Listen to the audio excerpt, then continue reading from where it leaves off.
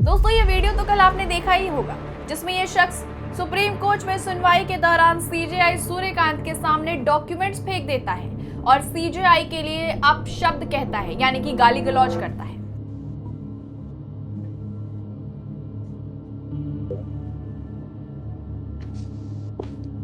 Are you the party in person?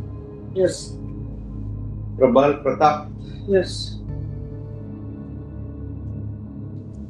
Mr. Judicial Servant, I order you to order the registration of FIR against ACP Vikasnagar Lucknow and You're Duplex ordering me. Technologies. You're ordering us. I am the sovereign and Duplex Technology Services for running cybercrime syndicate in across the country. That's all from my side. Everything is on record in 150 file, 5 pages of the file, and that's all from my side. And these are few papers I have. So at this court, ये दे देना जो CGI इस video में आप देख रहे हैं एक आदमी बहस कर रहा है सुप्रीम कोर्ट के सामने, और ये सुप्रीम कोर्ट की वेकेशन बेंच बैठी है। वेकेशन बेंच क्या होती है? अभी सुप्रीम कोर्ट में हॉलीडेज चल रहे हैं, समर वेकेशन जो है वो पूरा नहीं हुआ है मेरे ख्याल से, और ये शायद 13 या 14 जुलाई तक वेकेशन चलने वाला है। इस बीच इस बेंच में ये मामला आया। वीडियो में जिस शख्स को आप देख रहे हैं उसका नाम है प्रबल प्रताप यादव। ये लखनऊ में रजिस्टर्ड एडवोकेट है, लेकिन ये एज एन एडवोकेट कोर्ट में नहीं आया। ये अपने पर्सनल हैसियत से एक पिटीशन लेकर कोर्ट में आया। मैं आपको बता दूं, कोई भी व्यक्ति किसी भी तरह का पिटीशन लेकर, स्पेशल पिटीशन या रिट पिटीशन लेकर कोर्ट में खुद जा सकता है और अपने मामले की खुद पैरवी भी कर सकता है। अगर किसी एडवोकेट को किसी का पक्ष सुप्रीम कोर्ट में रखना हो तो उसको bar council of supreme court का मेंबर होना होगा या एडवोकेट और रिकॉर्ड होना होगा। देश की सर्वोच्च अदालत, जिसे लोकतंत्र में न्याय का सबसे बड़ा मंदिर माना जाता है, वहां शुक्रवार को अचानक ये वकील जजों को आदेश देने लगता है, गाली गलौज करने लगता है, कागज हवा में उछालने लगता है, जैसे तैसे लोग उसे पकड़कर बाहर ले जाते हैं। एकदम से पूरे कोर्ट का माहौल बदल जाता है। ये वायरल वीडियो आपने सोशल मीडिया पर देख ही ली। देश की सबसे बड़ी अदालत सुप्रीम कोर्ट में ये घटना, जिसमें न्यायपालिका की गरिमा को लेकर कई सवाल खड़े कर दिए हैं। इसके बाद कोर्ट रूम में मौजूद सुरक्षा कर्मियों ने उसे बाहर ले जाकर रोक लिया। इस घटना के बाद सोशल मीडिया से लेकर कानूनी हलकों तक चर्चा शुरू हो गई कि आखिर ये शख्स है कौन और उसने ऐसा कदम क्यों उठाया। मगर आपको इस वायरल वीडियो के पीछे का सच पता है क्या, कि मर्यादा लांघने वाला शख्स आखिर है कौन, आखिर उसने ऐसा किया क्यों और फिर उसके साथ क्या कुछ हुआ, और कोर्ट में ऐसी अभद्रता कब कब हो चुकी है। आइए जानते हैं सब कुछ। सबसे पहले जानते हैं कौन है प्रबल यादव। वारदात को अंजाम देने वाले व्यक्ति का नाम प्रबल प्रताप यादव है। वो इटावा के भरथना का रहने वाला है। बताया गया कि वो पेशे से सॉफ्टवेयर इंजीनियर था और लखनऊ के विकासनगर स्थित एक कंपनी में काम करता था। रिपोर्ट में बताया गया है कि कंपनी में काम करने के दौरान उस पर अपनी एक मुस्लिम महिला सहकर्मी को आपत्तिजनक ईमेल भेजने और अभद्र टिप्पणियां करने के आरोप लगे थे। महिला कर्मचारी ने इसकी शिकायत कंपनी प्रबंधन से की। इसके बाद कंपनी ने पहले उसे समझाया और चेतावनी दी, लेकिन जब कथित तौर पर उसकी गतिविधियां नहीं रुकी तो उसे नौकरी से निकाल दिया गया। वहीं प्रबल प्रताप के पिता सुरेंद्र सिंह यादव ने शनिवार को मीडिया से बातचीत में कहा कि बेटा आर्थिक संकट से जूझ रहा था। इस बीच उसके साथ साइबर फ्रॉड भी हो गया।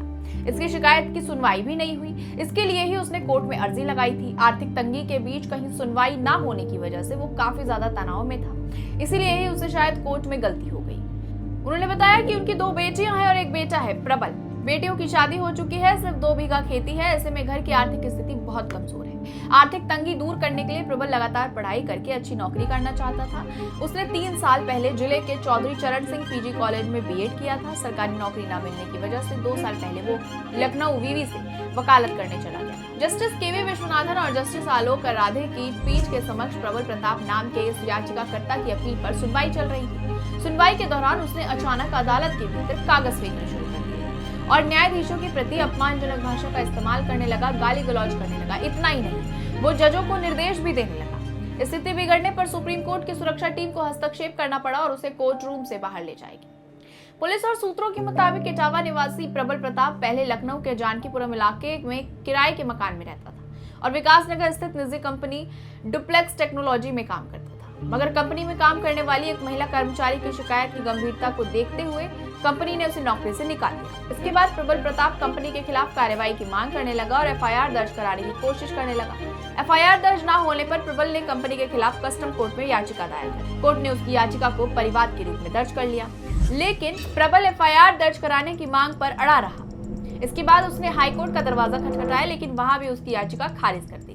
यहाँ आपको एक बात का ध्यान रखना होगा कि हमारा जो BSS है, भारतीय नागरिक सुरक्षा संहिता, वो केसेस को रजिस्टर करने के लिए एक पूरी प्रक्रिया बताता है।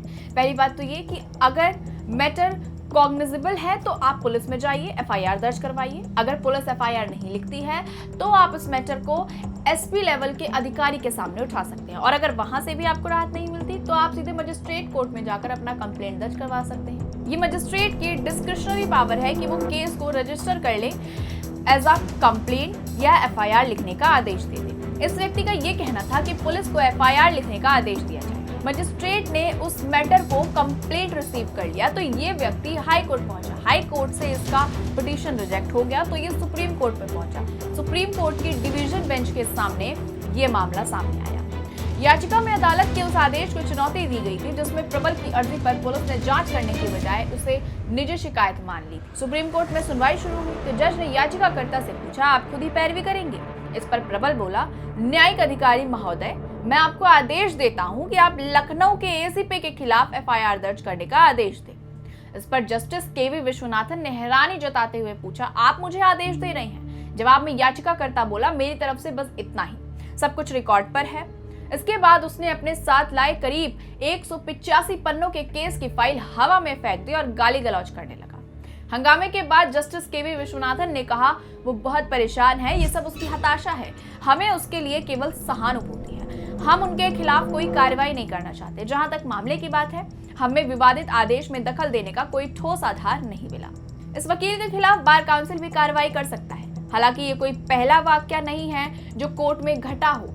सुप्रीम कोर्ट में अभद्रता के ऐसे कई मामले पहले भी सामने आ चुके हैं। सुप्रीम कोर्ट में कभी कभार किसी वकील द्वारा बहस के दौरान ऊंची आवाज, तीखी बहस या अनुचित टिप्पणी के मामले सामने आए हैं, लेकिन CJI पर शारीरिक हमला या कोर्ट रूम के अंदर गंभीर अभद्रता जैसी घटनाएं सार्वजनिक रिकॉर्ड में मिलती ही नहीं है। CJI से अभद्रता की कुछ घटनाओं का ही जिक्र मिलता है। इस घटना से थोड़े समय पहले और चलते हैं। कंटेंट का काम किया था प्रशांत भूषण ने, जो सुप्रीम कोर्ट के एडवोकेट हैं, जिनके खिलाफ पूरी कार्रवाई चलने के बाद प्रशांत भूषण पर सिर्फ ₹1 का जुर्माना लगाया गया। दरअसल 2020 में 2 ट्वीट से शुरू हुआ था अवमानना का मामला। वरिष्ठ अधिवक्ता प्रशांत भूषण के खिलाफ अदालत की अवमानना का मामला अगस्त 2020 में उनके 2 ट्वीट से शुरू हुआ था। इन ट्वीट को सुप्रीम कोर्ट ने न्यायपालिका की गरिमा और उसकी संस्थागत छवि को प्रभावित करने वाला मानते हुए खुद संज्ञान सो मोटू कंटेम्प्ट लिया था। सुप्रीम कोर्ट का कहना था कि इन ट्वीट से न्यायपालिका की प्रतिष्ठा को ठेस पहुंचती है और आम जनता के बीच अदालत की छवि कमजोर होती है। इसी आधार पर कोर्ट ने प्रशांत भूषण के खिलाफ कंटेम्प्ट ऑफ कोर्ट की कार्रवाई शुरू। इसके बाद 6 अक्टूबर 2025 को तत्कालीन भारत के मुख्य न्यायाधीश CJI BR गवई की अदालत में भी अभूतपूर्व घटना हुई थी। तब एक व्यक्ति ने उनके ऊपर जूता फेंक कर मारा था। 2025 में CJI BR गवई पर जूता फेंकने की कोशिश इससे पहले वकील राकेश किशोर ने सुनवाई के दौरान सनातन का अपमान नहीं सहेंगे के नारे लगाते हुए CJI की ओर जूता उछालने की कोशिश की थी। हालांकि बाद में न्यायमूर्ति गवई ने इस घटना को भूली बिसरी बात बताते हुए ज्यादा महत्व नहीं दिया, लेकिन इस घटना ने देश भर में न्यायपालिका की सुरक्षा और अदालत की गरिमा को लेकर बहस छेड़ दी। अब इससे थोड़ा सा और पीछे चलते हैं। मई 2026 में जो आंध्र प्रदेश हाईकोर्ट ने वकील को 24 घंटे जेल में डाल दिया, वो एक एक्सट्रीम कार्रवाई थी। पहली बार जहां पर जस्टिस T राजशेखर राव सुन रहे थे और एक वकील ने फाइल जो है बेंच पर फेंक दी। सिर्फ इसीलिए उसे 24 घंटे के लिए जेल में डाल दिया गया था। ये अपने आप में एक एक्सट्रीम वाकया था जहां पे सिर्फ इस बात के लिए फाइल बेंच पे पटक दी गई थी। उस वकील को, जो कि युवा वकील था, वो कांप रहा था और बाद में 100 बार माफी भी मांगी थी उसने, और इसका वीडियो भी सोशल मीडिया पर वायरल हुआ था। अगर और पीछे जाएं तो 1999 में सुप्रीम कोर्ट के इतिहास में एक ऐसा बड़ा मामला 26 फरवरी 1999 को भी सामने आया। वकील नंदलाल बलवानी बिना किसी सूचीबद्ध मामले के कोर्ट नंबर 1 में पहुंचे और तत्कालीन मुख्य न्यायाधीश AS आनंद की अध्यक्षता वाली 3 सदस्यीय पीठ पर जूता फेंक दिया। वो पुलिस एजेंसियों की ओर से कथित उत्पीड़न का आरोप लगाते हुए नारेबाजी कर रहे थे। इस घटना ने पूरे न्यायिक तंत्र को झकझोर दिया था। 1999 की घटना पर सुप्रीम कोर्ट ने उसी दिन कड़ा रुख अपनाया। नंदलाल बलवानी को अदालत की ओर आपराधिक अवमानना का दोषी ठहराते नंदलाल बलवानी को अदालत की घोर आपराधिक अवमानना का दोषी ठहराते हुए 4 महीने की साधारण कैद और 2000 रुपए के जुर्माने की सजा सुनाई गई। बाद में बार काउंसिल ने भी उनके खिलाफ अनुशासनात्मक कार्रवाई करते हुए उनके नाम बार काउंसिल के रिकॉर्ड से हटाने और भविष्य में वकालत करने पर प्रतिबंध लगाने का फैसला किया। अदालत ने स्पष्ट कहा था कि न्यायिक फैसलों से असहमति का मतलब अदालत की गरिमा का अपमान करने का अधिकार नहीं हो सकता। आपको एक बात का ध्यान रखना है कि सुप्रीम कोर्ट की ये जो कार्रवाई है, ये देश की न्यायपालिका के प्रति सम्मान को कम कर देगी। प्रबल ने सुप्रीम कोर्ट में जो भी किया, ये कंटेम्प्ट ऑफ कोर्ट कहलाता है, जिसे कहते हैं न्यायिक अवमानना। आर्टिकल 129 इंडियन कॉन्स्टिट्यूशन में जाएं तो सुप्रीम कोर्ट को यह अधिकार दिया गया है कि वो अपने कंटेम्प्ट के मामले में व्यक्ति को सजा दे सकते हैं। कंटेम्प्ट ऑफ कोर्ट को यदि सरल भाषा में कहें तो आपने कोर्ट का अपमान किया है, उसके फैसले की आलोचना कर या ठुकरा कर उसके सम्मान को ठेस पहुंचाई है। सदियों पहले इंग्लैंड में ये कंसेप्ट आया था। उस समय राजा या उसकी ओर से नियुक्त जजों का सम्मान जरूरी था। जजों के फैसले की अवहेलना को राजा का अपमान माना जाता था। बात सिर्फ फैसलों तक सीमित नहीं, बल्कि कोर्ट के आदेश का पालन न करना भी कंटेम्प्ट माना जाता था। इस पर जजों को दंडित करने का अधिकार दिया गया था। भारत में आजादी के पहले से ऐसे कानून रहे हैं। जब संविधान बना तो उसके आर्टिकल 129 में सुप्रीम कोर्ट को उसका अपमान करने वालों को दंडित करने का अधिकार दिया गया। हाई कोर्ट को यह अधिकार आर्टिकल 215 में दिया गया। 1971 में कंटेम्प्ट ऑफ कोर्ट्स एक्ट बना, जिसमें इसे विस्तार से समझाया गया है। तो भारत में कंटेम्प्ट ऑफ कोर्ट किसे माना जाएगा? जब इस संबंध में कानून बना तो सब कुछ उसके आधार पर ही चलने लगा। कंटेम्प्ट ऑफ कोर्ट्स एक्ट 1971 के तहत 2 तरह का कंटेम्प्ट होता है, सिविल और क्रिमिनल। जब कोर्ट की ओर से कोई आदेश जारी होता है तो उसका पालन बहुत आवश्यक है। यदि अदालत के आदेश का जानबूझकर पालन नहीं हुआ तो केस सिविल कंटेम्प्ट बनता है। क्रिमिनल कंटेम्प्ट कॉम्प्लेक्स, ये 3 तरह का है। बोले गए या लिखे गए शब्द जो किसी कोर्ट के अधिकारों को स्कैंडलाइज करे, इसके अलावा किसी न्यायिक कार्रवाई के प्रति पूर्वाग्रह व्यक्त करना या उसमें हस्तक्षेप करना और न्याय प्रक्रिया को रोक देना या उसमें हस्तक्षेप करना भी क्रिमिनल कंटेम्प्ट है। जुडिशियरी या किसी जज पर आरोप लगाना, जजमेंट और जुडिशियरी की मंशा पर सवाल उठाना और जजों के आचरण पर शाब्दिक हमलों को जुडिशियरी को स्कैंडलाइज करना। इस प्रावधान के पीछे तर्क ये है कि अदालतों का सम्मान कायम रहे, उनके फैसले पर कोई सवाल ना उठा सके, उसकी छवि ना खराब की, लोगों का उस पर भरोसा बना रहे। कंटेम्प्ट ऑफ कोर्ट के मामले में दोषी साबित होने पर 6 महीने तक की सजा या फिर 2000 रुपए तक का जुर्माना भी होता है। अक्सर कंटेम्प्ट करने वालों की माफी भी काफी होती है। अब सवाल ये उठता है कि क्या करना कंटेम्प्ट ऑफ कोर्ट में नहीं आता। तो जुडिशियल प्रोसीडिंग की निष्पक्षता के साथ सटीक रिपोर्टिंग और किसी जुडिशियल आदेश की तर्कों के आधार पर आलोचना को कंटेम्प्ट ऑफ कोर्ट नहीं है।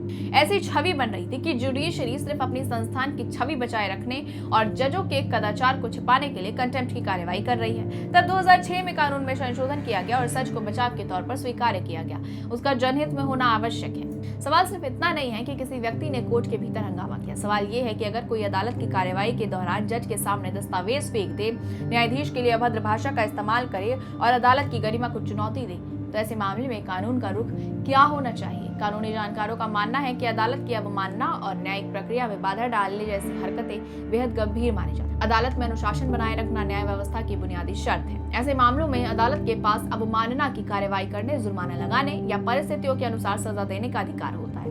कुछ लोगों का मानना है कि यदि अदालत की गरिमा को खुलेआम चुनौती दी जाती है तो कड़ी कानूनी कार्रवाई होनी चाहिए, ताकि भविष्य में कोई भी व्यक्ति न्यायालय की कार्रवाई को बाधित करने की हिम्मत न करे। वहीं दूसरी ओर कुछ लोग ये तर्क भी देते हैं कि यदि किसी व्यक्ति का व्यवहार असामान्य या मानसिक अस्थिरता की ओर संकेत करता है तो उसके मानसिक स्वास्थ्य की जांच कराई जानी चाहिए और उसके बाद कानून के अनुसार आगे की कार्रवाई होनी चाहिए। अब सबसे बड़ा सवाल यही है कि क्या कोर्ट में दस्तावेज फेंकना और जज को गाली देना सिर्फ नाराजगी का इजहार माना जा सकता है, या फिर इसे न्यायपालिका की गरिमा पर सीधा हमला समझकर सख्त कानूनी कार्रवाई की जाए? आपकी इस मुद्दे पर क्या राय है, हमें कमेंट बॉक्स में जरूर बताएं और चैनल को सब्सक्राइब करना ना भूलें। मिलेंगे ऐसे ही किसी बड़ी अपडेट के साथ अगली वीडियो में। तब तक के लिए जुड़े रहिए हमारे साथ और देखते रहिए हेडलाइन ब्यूरो। धन्यवाद।